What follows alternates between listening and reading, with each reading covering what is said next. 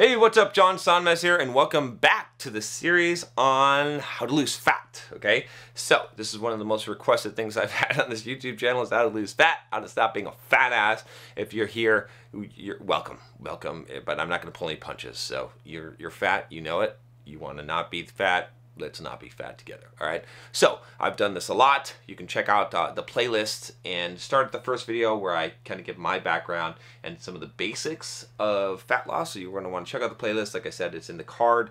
It's in the description below. Subscribe also so you get all the videos in this series because I've got some more to go. But today, the topic is HIIT versus steady state cardio. So high intensity training or interval training versus steady state cardio. Steady state cardio would be running for a long distance, for example, just keeping your heart rate the same or, relatively the same, whereas HIIT is sort of interval training where you're spiking it, you're running, you're sprinting really fast, and then you're walking for a little bit, and then you're sprinting really fast, and you're doing it at a compressed time where you're going all out and really varying your heart rate.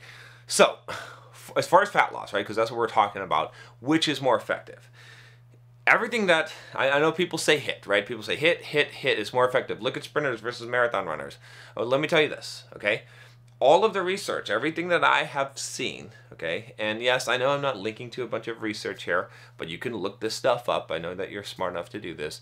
And, and basically, yeah, that's it. What can I say? I'm too lazy to link all the research there, but you can look it up, and there's plenty of research to show this. But it doesn't matter also because here's the other thing: is like you test the shit on yourself, right? And I've tried both of these things, so I can tell you, at least for me, right? And you can try it on yourself if you don't believe me. It's fine.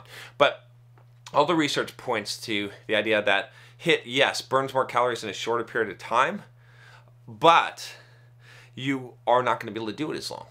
And that's the catch, okay? So that's why I don't do HIIT as much. In fact, what I do is I actually do steady state cardio and then I throw some HIIT at the end just for the fucking fun of it. Just because it's fun to like fucking burn your lungs out and feel like you want to die, all right? And you're dry heaving, okay? So the reason why, again, like I said, I know that there are studies that show that you're burning more calories and you have this afterburn effect with HIIT, but how long are you going to do HIIT? How long are you going to sprint intervals for like 2 minutes and then 1 minute off? If you let me see you sprint for 2 minutes, by the way, but to sprint for 30 seconds or a minute, right? How many intervals are you going to do? Maybe maybe you're going to do like 10, and it's going to be fucking killer. It's gonna hurt so bad. I don't know if you've done 10 HIIT intervals where you're going all out, 95%, 100% all out every single time.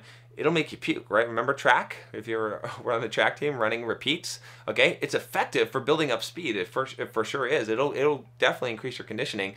But as far as calorie burn, we're trying to lose fat. It's not the best thing, and I'll tell you why. The reason why is, like I said, what are you going to do that for 15 minutes? Maybe 20, 25? If you're a fucking hero, you do it for 30. And how many days a week are you going to be able to do 20, 25, 30 minutes of HIIT? If you do it twice a week, good job. If you do it 3 times a week, wow, I'm really fucking impressed. But if you're lifting weights and doing some other exercise on top of that, man, you are going to be hitting it hard. It's going to be pain, okay? Because it takes longer to recover because you're pushing things a lot harder. Whereas if you do steady state cardio, like I said in the last video, check out the last video if you haven't already, you could step on the treadmill and you could walk on treadmill for 2-3 hours a day, okay, on an incline. And think about it, if you walked on the treadmill, right, for 3 hours a day, which you could do. I did this for some period of time. Yes, it takes some dedication. But in my mind, it's a lot easier than doing HIIT 3 times a week full out, like if you're doing it right. Think about how many more calories you're burning. How many more calories are you burning, right? I said that if you're doing an incline, a very high incline on the treadmill for an hour, it's pretty close to running. It's pretty close to, for me, it's like 600-700 calories, so it's pretty close, and you can use a calorie calculator to figure that out. But it's a pretty decent amount of calories, okay? And you're going to be able to do that a lot more. So if you're trying to, fat loss is the name of the game, you want to get in a lot of cardio. Again, cardio is not the most effective way to lose fat. So we could even just throw this out. You don't even have to do any cardio, okay? Diet is most important. But if you're going to do cardio, okay, then you should probably do something that you can actually make an impact on. And I just feel like for most people, doing HIIT is not going to make enough impact. I mean, how many calories are you going to burn, honestly? Right? Even if you said that you could burn the same calories as running for an hour, in 30 minutes of doing HIIT, which believe me, 30 minutes of doing HIIT, fuck. That hurt. That hurts. Good luck. Good luck, fatso, trying to do that. Yeah, good luck, right? But fine. Okay, let's say that you're doing it.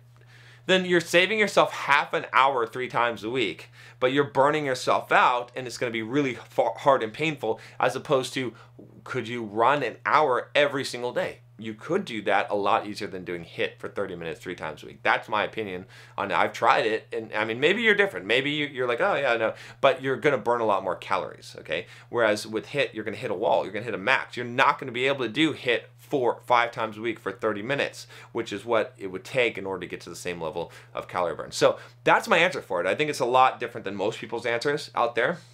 And I'm not arguing the science that HIIT is going to have a greater metabolic load, right, than steady state cardio, right? But I will say that, one, I think that you can do the steady state cardio more and for a longer duration, and you can throw some HIIT at the end of it. That's what I do a lot of times, and that's kind of the best of both worlds. And you get that conditioning boost. So I'd say that is number one. And then number two with this is basically, you know, a lot of people are afraid of, if I do steady state cardio, I'll lose my muscle and I'll basically burn up all my muscle running. I ran like full marathons, ran a bunch of half marathons, right? I did like almost all that in 1 year. Look at my videos from last year. Look how fucking jacked and ripped I am. Like, look at some of my videos running the marathon and before some of those marathons where I'm at 8% body fat and I'm fucking jacked. I'm like 220 pounds, 215 pounds. I didn't lose muscle. So I was running 40, 50 miles a week at the time, doing 10-mile runs 4 times a week.